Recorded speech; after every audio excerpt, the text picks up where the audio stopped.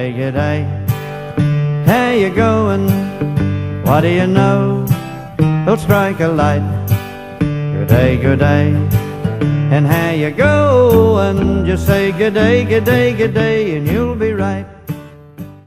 In today's prophecy update, we've talked about in the past the filter grid.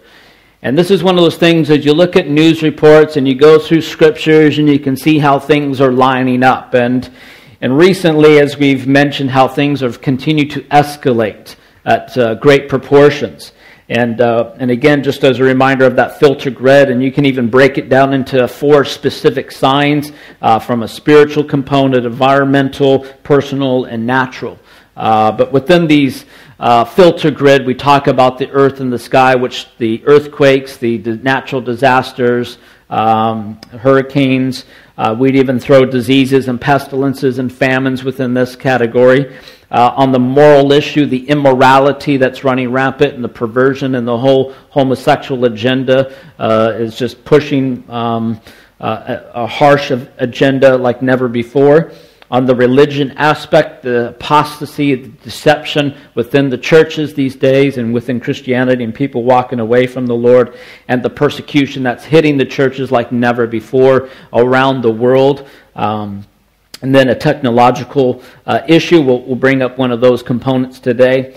And then, of course, the nations, where you have wars and rumors of wars, kingdom against kingdom, just dealing with the different governments. And of course, the centerpiece of Bible prophecy is Israel and, of course, Jerusalem. On the issue of wars and rumors of wars and dealing with Israel, we've mentioned the issue with dealing with Hezbollah up in Lebanon.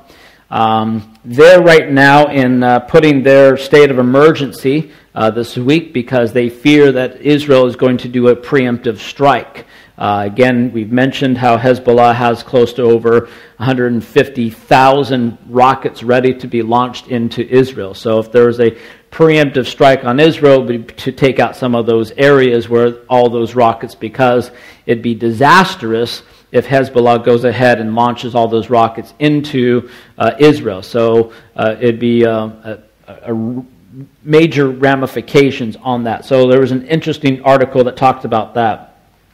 And again, it's important because I believe if this was to take place, this could be that linchpin that could start the Psalm 83 war or Ezekiel 38 war. So it's that development stages on that.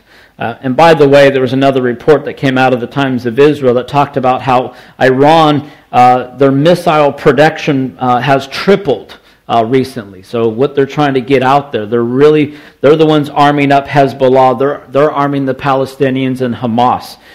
So they've tripled their development of weaponry. And also just another side issue, in dealing with the region, some of you know that the Palestinian president, Mahmoud Abbas, his health is failing him. So there's a lot of issues going on. This would be a game changer if he was removed, he got sick, he died. Who's the next person to take over? So this is going to be one of those interesting development, of course, within the peace plan that needs to be put in place. On the issue of dealing with diseases and pestilences, and we mentioned on the midweek update how yellow fever has been a huge outbreak in Brazil recently. And then there's another report that just came out in dealing with Nigeria, how Lassa fever killed 78 dead and 353 infected by this particular fever and this epidemic. There's all kinds of these. This is just the tip of the iceberg. There's many other fevers and other diseases that are running rampantly. You know, we're just not hearing a lot of these reports, but these are some things that there's going to be a lot more pestilences and diseases in the last days. On the issue of earthquakes, as Matthew 24 talks about earthquakes in various places, nothing new, especially within the Pacific Rim and the Ring of Fire, as it's been known as. A lot of activity going on just north of Australia to Papua New Guinea. A lot of major earthquakes. They had another 6.7 earthquake, killed 18 the other day. But it's the frequency and the intensity is what we're concerned about. And the amount of the earthquakes all over the world. In various places you would never think that they're happening. But these are all part of the signs of the time.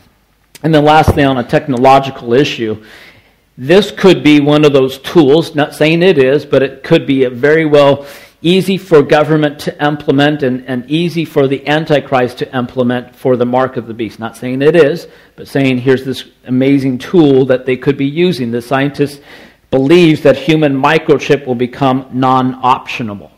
And so the technology designed specifically to track and monitor human beings have been developed in the last 2 decades. As we know, the microchips that are in pets and animals gives all the information that you need.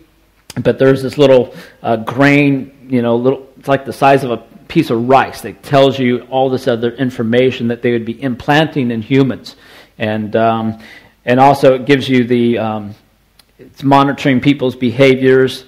And again, we already see all the facial recognition system, even on the new iPhones, everything's with the finger print, so everything's going into a database. The government watches everything that we do. It watches all the TV screens. It monitors our bank accounts, our emails, our text messages. Everything's being monitored, This is what the government is doing. This is what the Antichrist will continue to do to have control over people. And so it's just one of those things of technology, and you see how society is getting ready for this stuff. Who wouldn't want to have this little chip? I don't have to carry a wallet around. I just do my little chip and it does everything for me. It has all my information.